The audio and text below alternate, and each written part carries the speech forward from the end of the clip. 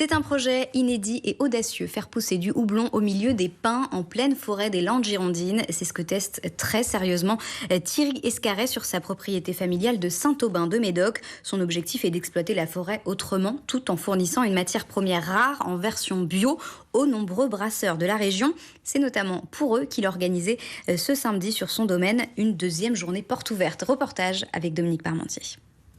Pour accéder à la plantation de houblon de Thierry Escarret, il faut quitter la route de Salonne et s'enfoncer dans la forêt. Et là, au milieu des pins, vous découvrez les plants qui grimpent le long des cordes sur les conifères. Pour permettre à la plante de se développer, donc grimpante, il a fallu élaguer les arbres. Donc les pins ont été élagués selon les règles jadis utilisées pour améliorer la qualité du bois.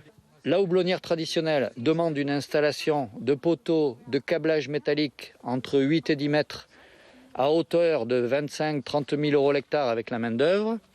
La forêt nous met à disposition une structure, pas pour zéro parce que tout travail coûte, mais beaucoup moins.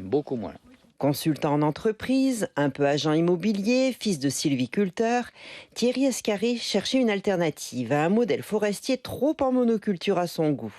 Après avoir testé la pomme de terre, il s'est donc tourné vers le houblon.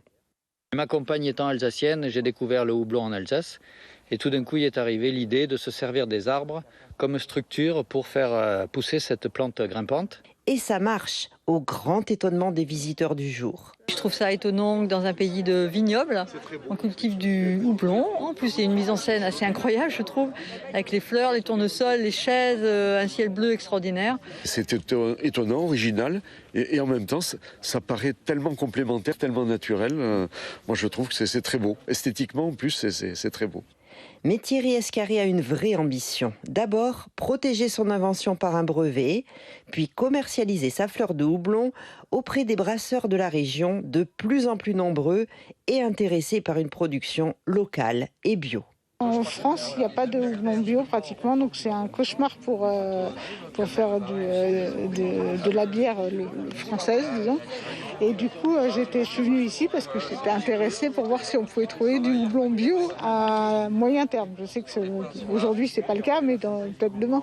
On aimerait tous avoir un houblon local, français, pas très loin de notre brasserie, et parce qu'on travaille le produit de manière plus véridique et c'est plus naturel, quoi.